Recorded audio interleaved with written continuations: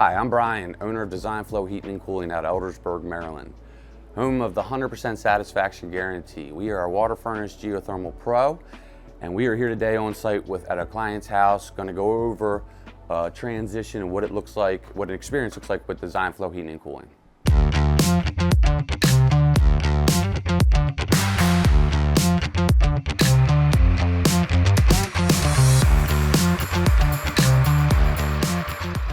Today we're on site at one of our clients' house getting ready to do a two-zone, two-system geothermal conversion.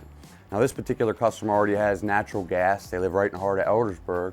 So what we're going to do is install what's called a hybrid heat pump. And we can do that with geothermal and air source heat pumps, but this customer decided to go the energy efficient route with the geothermal. So what we do is we replace the gas furnace.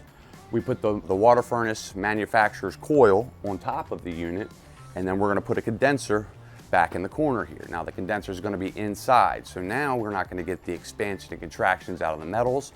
It's going to be 60 couple degrees to 70 degrees in this space all the time, so the equipment inherently lasts a lot longer.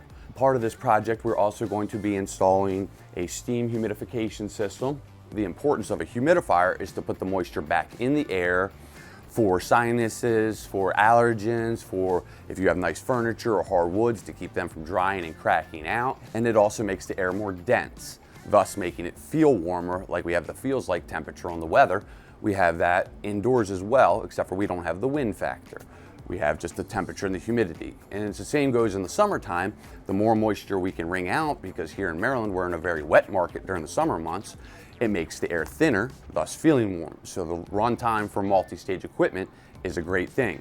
This is going to be a two-stage system. So it's a 3-ton unit, and the way the two stages work is first stage is 2 tons of cooling, second stage is the additional third, and that's all controlled via the thermostat. We're also going to be replacing this here water heater. As you can see, there's some corrosion here on top of the piping. There's some on the water piping as well on both sides. And they put a reduction here on an angle, which you cannot do. The reduction always has to be in the vertical position. And there's no emergency drain pan.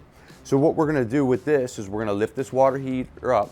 We're gonna pipe it over to, I'll put an emergency drain pan underneath of it. We're gonna pipe it over to the floor drain. So if we get a small leak, it's contained. We're also gonna put in what's called a flood stop system. So in that drain pan, we put an electronic sensor that attaches to an electronic valve that is battery operated. And so it gets installed here on the cold water inlet to your water heater. Then if it detects water, it slams closed. In the worst case that's gonna happen is you're gonna empty this tank, whether it be 60, 80, however many gallon tank you have. Versus if you're going on vacation or you're at work and this happens at 8 a.m., this thing is gonna continue to pump water until you go home, until somebody shuts it off. So it really mitigates large water damage issues. And same with this unit here, we also put emergency drain pans under every HVAC unit we install, whether it be an attic, basement, crawl space, doesn't matter where, because if the drain line ever backs up, we want it to be contained into a small pan. And then we put the furnace up on risers, so if it did leak, the furnace is not laying in water.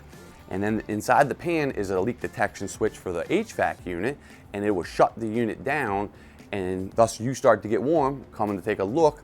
Now you have a small pan with some water in it that you can easily take a shot vac, clean out, figure out what the problem is, resolve it, move on. Versus it's gonna keep running. And if you're in an unfinished basement like this, where you're not down here every single day, you might not know it for days or for even weeks. And it's gonna make a mess, and then you have to mold and all that kind of stuff that comes along with water damage, as we know. We wanna give everybody here the full Design Flow experience when we replace a standard unitary air source system, whether it be gas furnace AC or heat pump, or a standard hybrid heat pump that's air source. All right, so we're now outside here. The drilling company has pulled up. Over here is the drilling rig, and here we have some mats to protect the surface because this rig is extremely heavy. Now they have to back this rig all the way up this driveway, loop around, and it's quite an operation. And obviously you'll see right here where we got our flags. That's our 2 drill marks. There's 6 tons of geo looping going in here, and it's gonna be trenched in over to the corner of the house. And we'll get to show you that a little bit later as that part of the project takes place.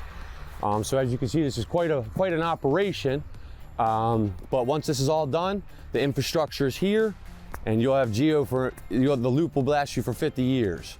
So they're getting set up. They got their water truck here, and we're ready to start drilling. I'm excited.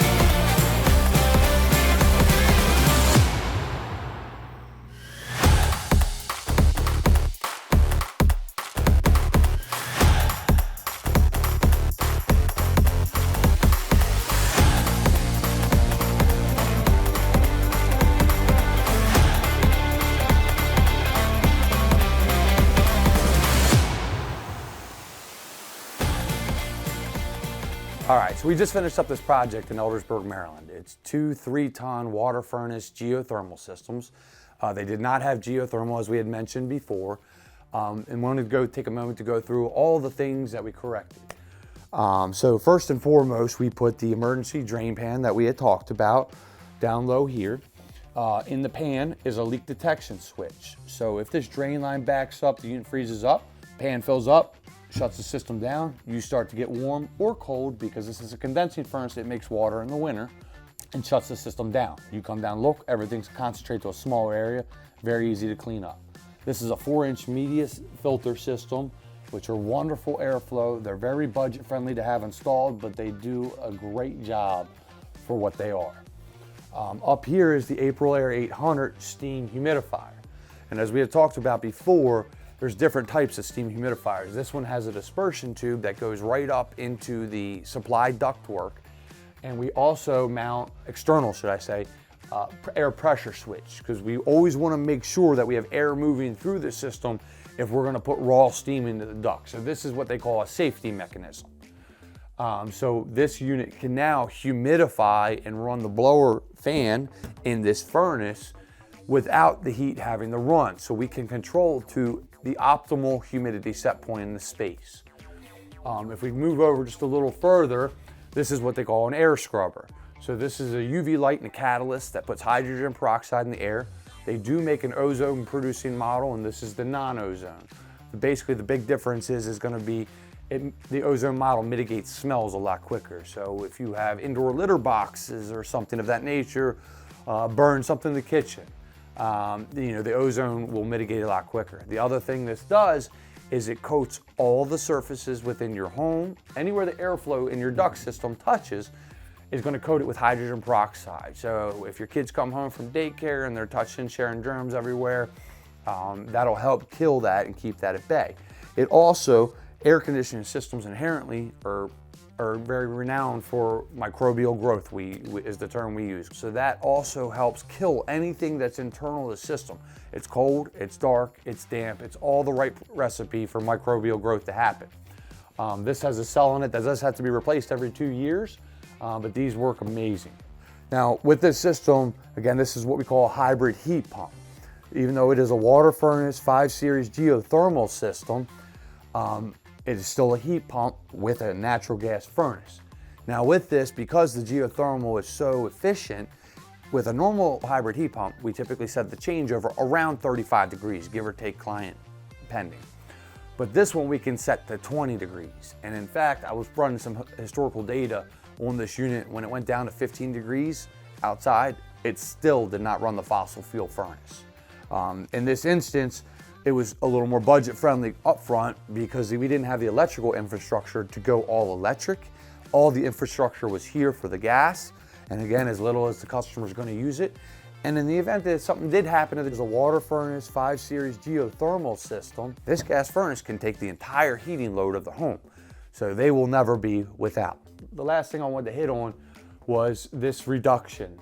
I don't know if you remember in the first video, but that was in the horizontal, which as this pipe fills, it blocks a portion of the pipe. We've now relocated it to the vertical portion, which meets manufacturer spec, and as well as this one on the water heater. This one was on a 45-degree angle. We now have it in the 90 position. We also installed this, which is the flood stop type system. This is the Residio unit, and it has a Wi-Fi remote sensor down here in the pan. So if water gets in that pan, it talks to this valve, tells this valve to go ahead and slam closed just like it's doing right now.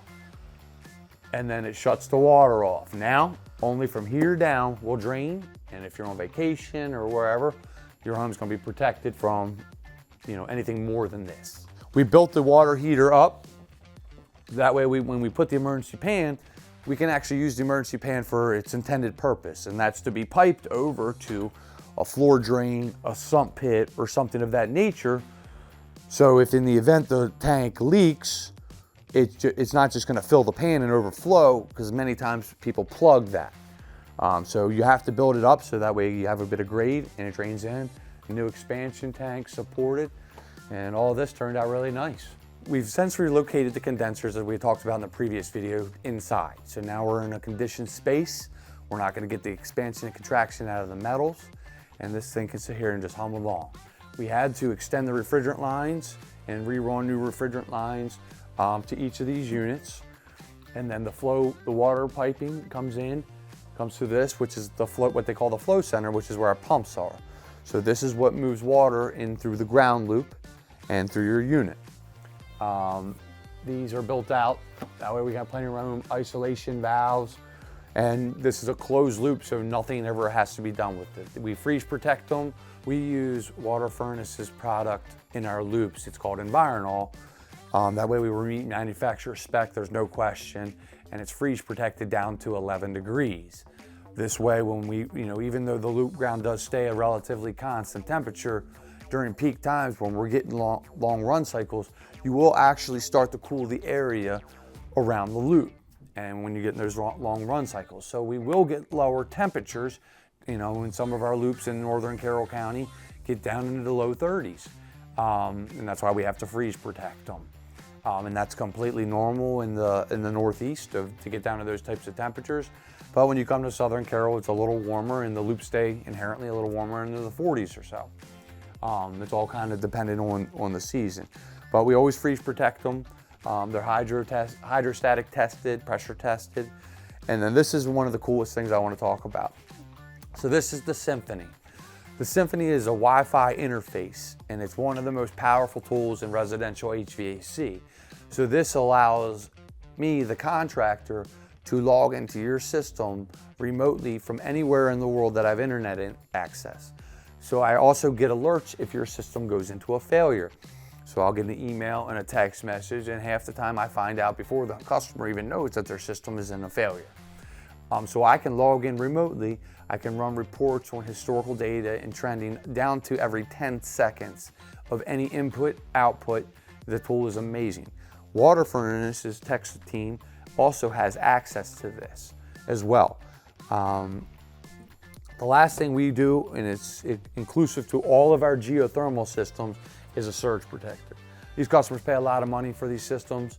We want to protect it. If you have an inrush of current, this manufacturer is going to back you up. And if it gets beyond that, then it would go to your homeowner's insurance. But this is a key add-on to the system along with the Symphony.